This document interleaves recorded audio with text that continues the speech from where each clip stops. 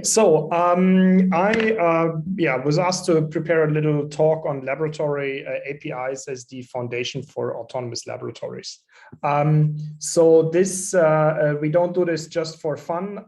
We do this actually for a couple of research projects, and one of them is this post-lithium cluster of excellence, and then of course the Big Map project as part of the Battery 2030 Plus initiative.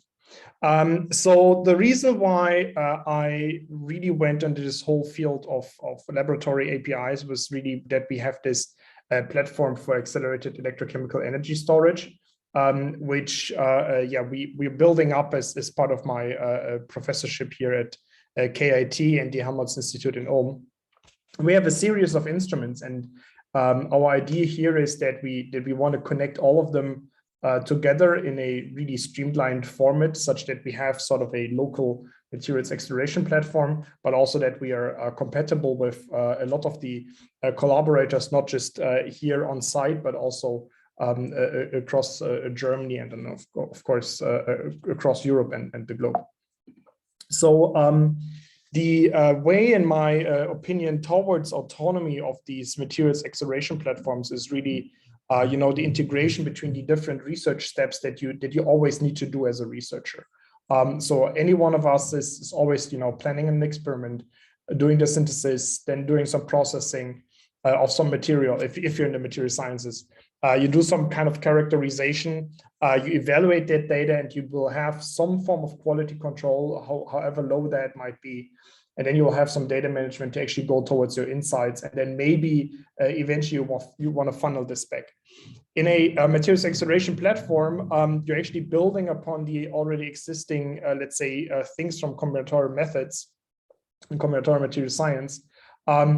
And essentially the big idea that's like new and cool on these materials acceleration platforms is that you can that you now go really towards not just accelerating individual research tasks as you might have done in the past, but that you try to really integrate these different research steps in such a way with each other that that you overall have an integrated research workflow that allows it to be much faster than before.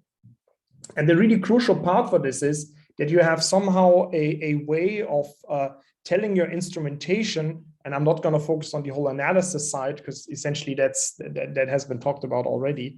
But if you just need to have a way of talking to your hardware in the laboratory and making sure that samples are transported in a really frictionless manner between the instruments, that's really hard.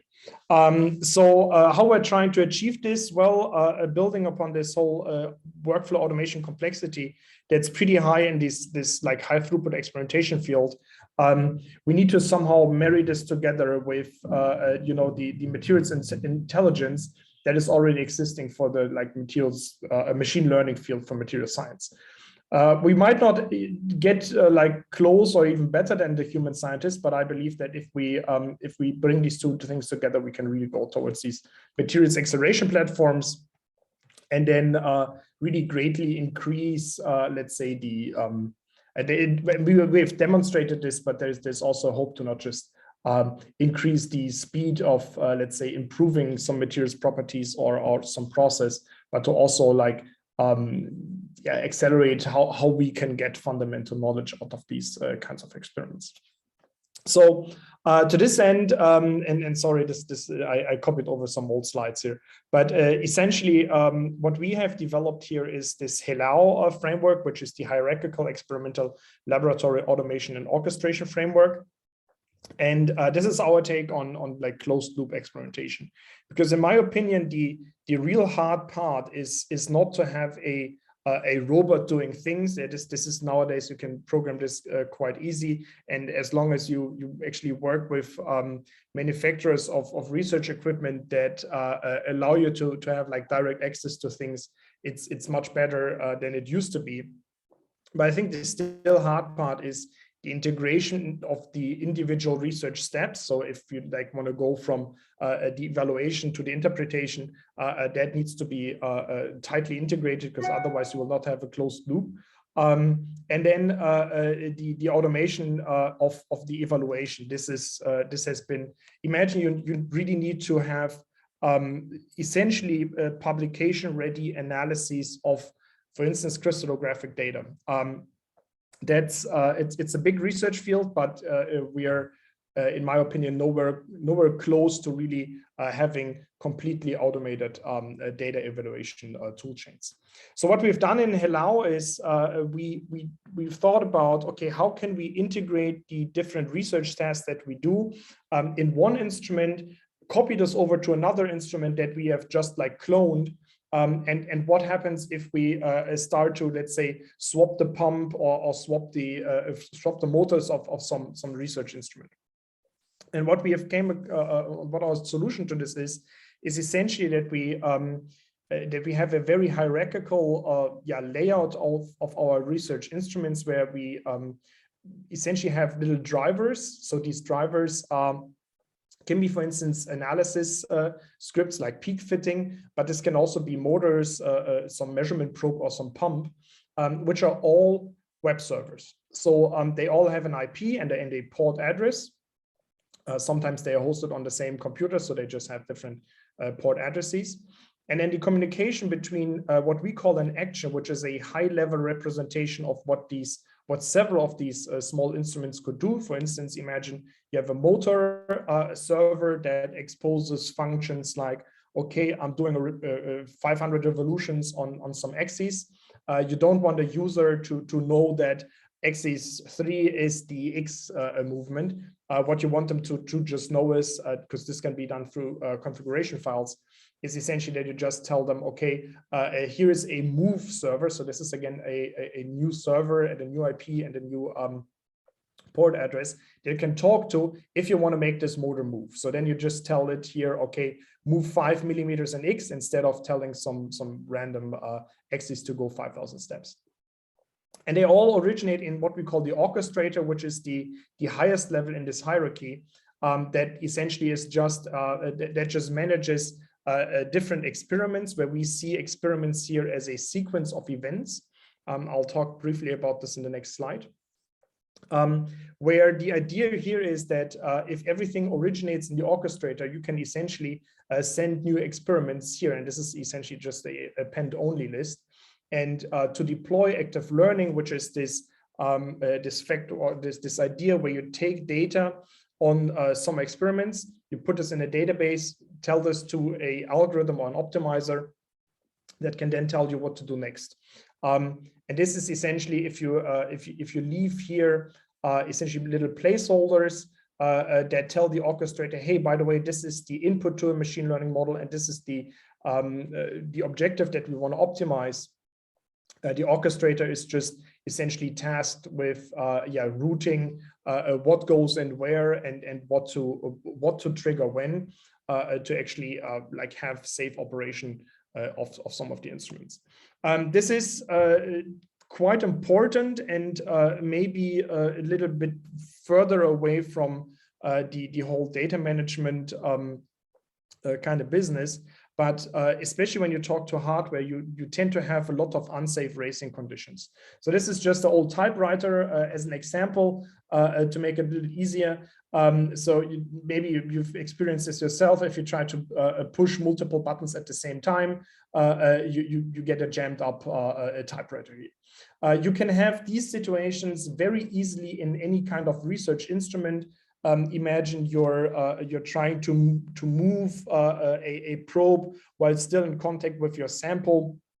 You might scratch it, break it, or you might trigger a measurement when I don't know, the probe head is in a place where it really shouldn't be, or you, I don't know, start to open a valve when there is no vacuum or something, then you really break things. So you have to always make sure that the system is in the right state, and you can do this in two ways. So either you have a blocking kind of scenario, or you have a state machine. And state machines are great if you want to have full asynchronous operation. How we solve this here is we essentially have different processes that can run entirely asynchronous, but that are in themselves blocking, meaning that let's say if I have the ideal scenario here and I have different tasks that I can do on two machines and they can just follow up. Sometimes I need to make a clean break to really know that essentially in what state my system is, and this is how we have implemented this. So we have within this hierarchical infrastructure, we await certain things to finish, and then only once everything is finished until this like a pinkish line, then we can continue. So we have demonstrated this on 2 scanning droplet cells. This is a experimental technique that we have in my lab. And we essentially have 2 copies of the same machine. And what we wanted to do here, and we just did a, let's say, a dry run trying to optimize the Schwefel function, which we try to render here in this rendering. And we actually did active learning on the 2 machines in parallel. So this is essentially this one machine here on the left can do its thing and is completely independent of the machine here on the right hand side. However, within that machine, there are some blocking and some safe measures that it doesn't break, or let's say that it doesn't touch down with the probe while and then starts to move on the surface and just scratch it. And that then once 2 of them are done, you can essentially funnel this back to the active learning, or you can even go to a mode that's completely asynchronous.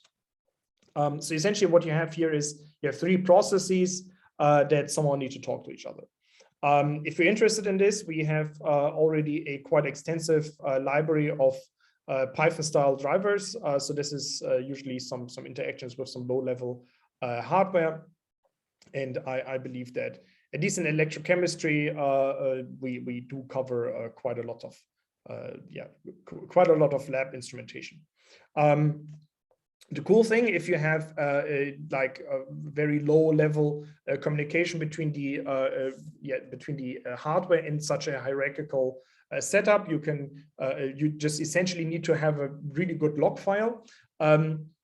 And from these log files, you can really do very fine-grained analyses of not just of the data that you took, but also of the process how you got to the data. So what we, for instance, have here, since we essentially just exchanged little JSON type dictionaries in this process that really just triggers in the individual instruments what to do. We then have, for instance, we know exactly which machine, so we call this like parallel 1 and parallel 2, which machine took how long for which individual research task. And then in fact, what we see here is, okay, if you have 2 machines that do active learning, they're about 2 times faster than if they did the whole job individually. Then in the very last slides, I just want to show something that we've really just started and both finished last week. So one of the core ideas of BigMap is, so there's this battery interface genome materials acceleration platform that we want to trigger a simulation from an experiment and an experiment from a simulation whilst trying to optimize a common goal through some optimizer. And on the experimental side, so I'm not a theorist, we of course have to do this whole laboratory automation thing. So how can we actually talk with, well, first of all, other experimental groups, but also with theorists. And for this, we need better interfaces because we can't, and probably also nobody is interested in the fact how we actually do our experiments. What they just want to tell us is do an experiment on, I don't know, this formulation, and what we want from you is sort of this data. And the way that we did this is essentially we thought, okay, there can be n number of experiments, n numbers of optimizers and simulations. And what we came here to the conclusion on how we could solve this is with finals, so the fast intention agnostic active learning server. So the idea here is that through BAT-info, so this is an ontology developed in BigMap, which is based on EMMO. You're talking to a broker and you essentially just deposit a request. Let's say some optimizer then deposits some request for an experimentalist to do something. They reply back with the data such that a simulation might be triggered, something like that. We've actually demonstrated this in such a way that we had a couple of collaborators from the BigMap consortium, and we just hosted the broker server that mostly I wrote.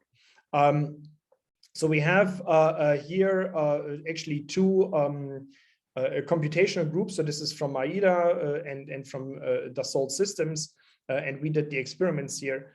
And so let's say the first passes went through, but you also learned a lot along the way. So this is nowhere near finished, but I think this is a interesting take on let's say laboratory automation, when you really start to think about, okay, how can we essentially join together multiple laboratories with multiple methods that otherwise would need to I don't know, send emails around and such.